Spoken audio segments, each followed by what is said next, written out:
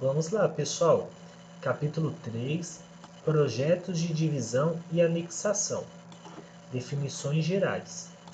A divisão de glebas não caracteriza o parcelamento do solo para fins urbanos. Não exige a destinação de áreas públicas e deve observar as seguintes condições: as partes resultantes da divisão sejam consideradas glebas para efeito desta lei, e possuam área mínima de 20 mil metros quadrados, exceto quando situadas no território de gestão da Serra do Japi, que deverão seguir os critérios da lei complementar, e específico para a Serra do Japi. As glebas resultantes da divisão, quando situadas na macrozona urbana, precisam possuir frente mínima de 40 metros para a via oficial. As glebas resultantes da divisão, quando na macrozona rural, poderão ter acesso por meio de certidão de passagem registrada. Parágrafo único. Para glebas seccionadas por vias oficiais e integrantes do patrimônio público, é permitida que as áreas geradas por esse seccionamento sejam menores que 20 mil metros quadrados. Então aqui ele está falando o seguinte: você tem uma gleba, e aí ela foi cortada por uma rua oficial, tá bom?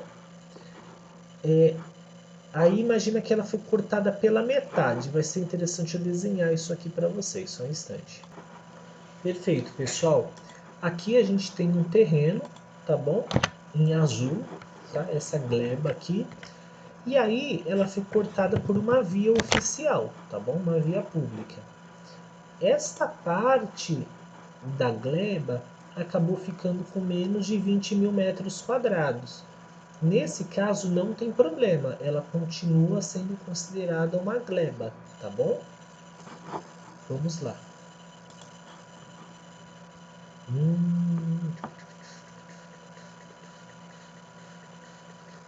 Beleza. Artigo 308. A utilização de glebas na macrozona urbana dependerá da solicitação de diretrizes com o propósito de assegurar a continuidade da infraestrutura de mobilidade e evitar a inviabilização do parcelamento que atenda à condição de quadra e lote máximos previstas para cada zona de uso do solo. Então, aqui em resumo, pessoal, quando você for usar uma gleba em zona urbana, você precisa pedir uma diretriz, por quê? Por conta do viário, tá? Você precisa garantir que as vias tenham uma continuidade, tá? Que elas se conectem. E também você precisa evitar que quando você for parcelar essa gleba, que ela não tenha tamanhos maiores do que os máximos, para os tamanhos de quadra e lote. Beleza? Acho que aqui ficou bem simplesinho. Se quiserem dar um print, tá bom, pessoal, dessa imagem, o seguinte, aqui é um resumo, tá? As glebas precisam ter a área mínima de 20 mil metros quadrados, tá? E se estiverem em zona urbana, macrozona urbana, tem que ter frente para a rua de no mínimo 40 metros, tá? Aqui não tem segredo. Vamos continuar.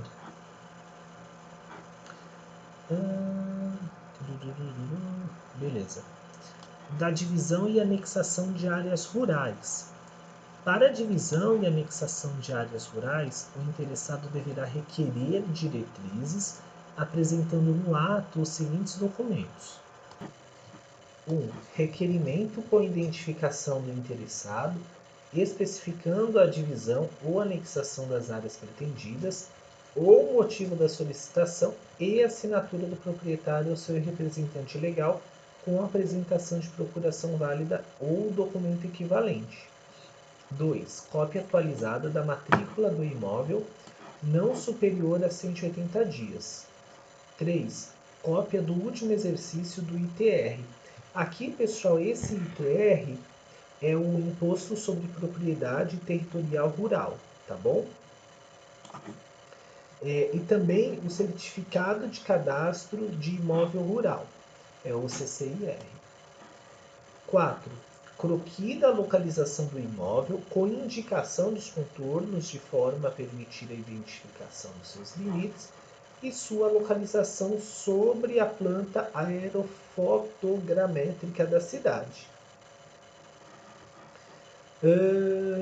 5. Levantamento plano e altimétrico cadastral georreferenciado contendo os limites do imóvel e suas indicações dos cursos d'água existentes com as respectivas áreas de proteção ambiental e a locação das edificações existentes. 6. Indicação das áreas de preservação permanentes e reserva legal, vegetação e recursos hídricos existentes. 7. Indicação de vias de entorno. 8. Cópia do Cadastro Ambiental Rural, o CAR. 9. Anotação de responsabilidade técnica ou registro de responsabilidade técnica. Artigo 310. As diretrizes deverão ser expedidas pela Unidade de Gestão de Planejamento Urbano e Meio Ambiente em processo devidamente instruído no prazo de 90 dias úteis. A diretriz terá validade de 12 meses contados da data de sua expedição, sem direito à revalidação, caso tenha havido mudança na legislação. Segundo parágrafo. O não atendimento ao comunique-se no prazo de 90 dias ensejará indeferimento do pedido de arquivamento do processo. Então, pessoal, muito parecido com parcelamento de lotes, tá? Aqui está falando que a diretriz terá validade de 12 meses e não pode ter revalidação se tiver mudado a legislação. Isso aqui, pessoal,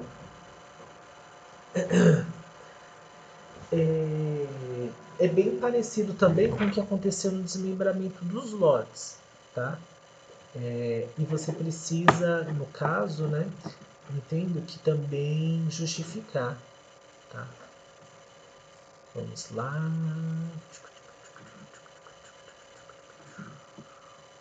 Aliás, solicitar a revalidação dessa diretriz. Você pode solicitar revalidação, né, caso não tenha havido mudança na legislação. Artigo 311. A aprovação da divisão e anexação de áreas deverá ser solicitada e instruída com os seguintes documentos. Primeiro, requerimento com a identificação do interessado, especificando a divisão ou anexação de áreas rurais pretendidas ou do motivo da solicitação e assinatura do proprietário ou representante legal.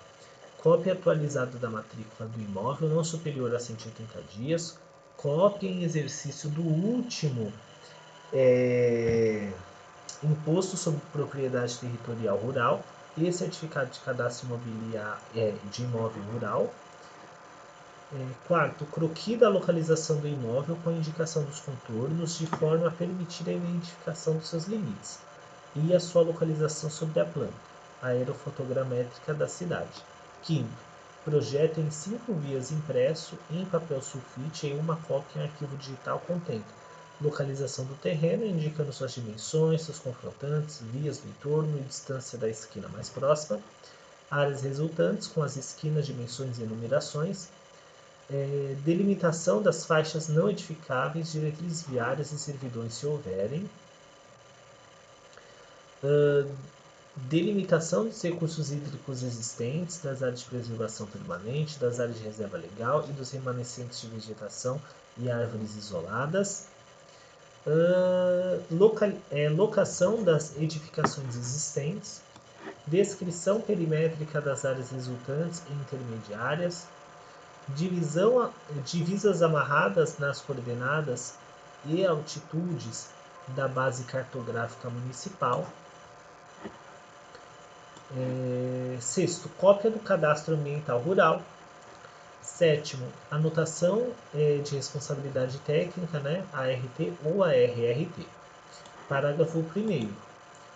A Unidade de Gestão de Planejamento Urbano e Meio Ambiente deverá se manifestar quanto à aprovação ou rejeição do projeto no prazo máximo de 30 dias úteis, a contar da data do protocolo ou atendimento do eventual comunique-se, para a complementação de documentos ou informações. Segundo, a aprovação irá ocorrer por certidão oficial vinculada ao projeto e terá validade de 180 dias contados da data de expedição, passível de revalidação por igual prazo.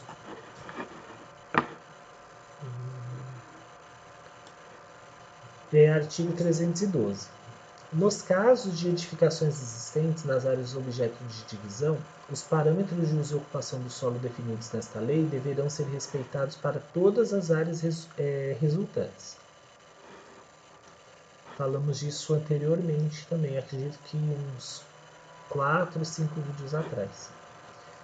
Seção 3. Da divisão, desdobro e anexação de áreas urbanas. Os projetos de desdobro ou anexação deverão ser apresentados ao município e instruídos com os seguintes documentos: cópia da matrícula do registro de imóvel atualizada, expedida com menos de 30 dias, cópia do espelho da identificação do IPTU, projeto em 5 vias impresso em papel sulfite e uma cópia em arquivo digital contendo a localização do terreno, indicando suas dimensões, seus confrontantes e a distância da esquina mais próxima. B.